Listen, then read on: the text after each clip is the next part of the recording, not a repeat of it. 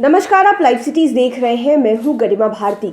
महंगाई का असर हर तरफ दिखाई दे रहा है। एक तरफ जहां डीजल पेट्रोल के दाम बढ़ गए हैं, टोल टैक्स बढ़ गया है, वहीं दूसरी ओर बस, ऑटो और ट्रेन का किराया भी बढ़ा दिया गया है। प्राइवेट बसों के बाद अब सरकारी बसें भी महंगी होने जा रही है। आपको पूरी खबर हम विस्तार से बताते हैं कि कैसे आपकी जेब पर असर पड़ने वाला है इस महीने के बाद। बिहार में अब इसी माह से सरकारी बसों का भी किराया बढ़ने वाला है। प्रदेश में डीजल से चलने वाली सरकारी बसों का किराया बढ़ेगा। बिहार राज्य पथ परिवहन निगम ने बसों का किराया बढ़ाने का प्रस्ताव परिवहन विभाग को दिया है। किराए में कितने की वृद्धि हो यह किराया निर्धारण कमेटी तय करेगी। जल्द इस कमेटी की बैठक होगी। नया किराया दर अप्रैल में ही लागू होगा। बिहार में निगम के अधीन कुल 380 बसें हैं। इनमें 360 बसों का परिचालन अभी हो रहा है। 20 बसों का परिचालन तकनीकी कारणों से नहीं हो पा रहा है।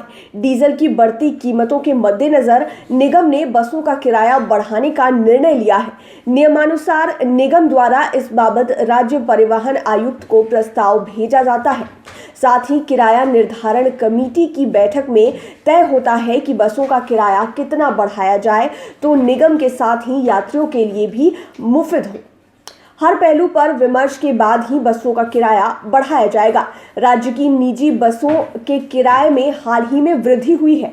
14 मार्च की मध्य रात्रि से बसों का बढ़ा हुआ किराया लागू हुआ है। निजी बसों के संचालक संघ ने 20% किराया बढ़ाया है।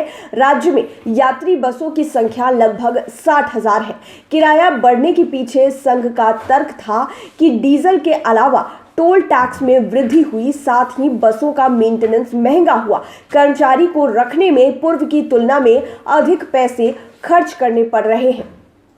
बसों से जुड़ी हुई एक और खबर है कि दरभंगा एयरपोर्ट के लिए निगम विशेष इलेक्ट्रॉनिक बसों का परिचालन करेगा।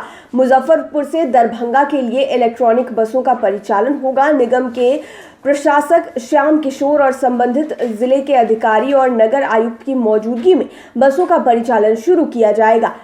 एसी युक्त इलेक्ट्रिक बसों का परिचालन कराने के पीछे निगम की कोशिश है कि एयरपोर्ट आने जाने के क्रम में इस पर सफर करने वाले बता सकें कि बढ़ते बिहार में अब इलेक्ट्रिक बसों का परिचालन हो रहा है। तो अब इस महीने से प्राइवेट बसों के अलावे सरकारी बसों का भी किराया बढ़ने जा रहा है। हालांकि प्राइवेट बसों में अब 20% किराया बढ़ाया गया था और तर्क आपको पता है कि डीजल और पेट्रोल के बढ़ते दामों के साथ दिया गया था। ये भी कहा गया था कि टोल टैक्स में इजाफा हो रहा है, बसों के मेंटेनेंस महंगे हो गए हैं, इसलिए 20% किराया बढ़ा दिया गया है। लेकिन अब बिहार में निगम के अधीन जो 380 बसें हैं, सरकारी बसें जो एयर कंडीशनड है या फिर अच्छी कंडीशन में है, उनका किराया अब बढ़ने वाला है। इसी महीने से बढ़े हुए किराए लागू हो जाएंगे और साथ ही साथ सभी चीज़ों को एनालिसिस करने के बाद ये फैसला लिया जाएगा कि आखिरकार सरकारी बसों का किराया कितना बढ़ा दिया जाए और कितने % की इसमें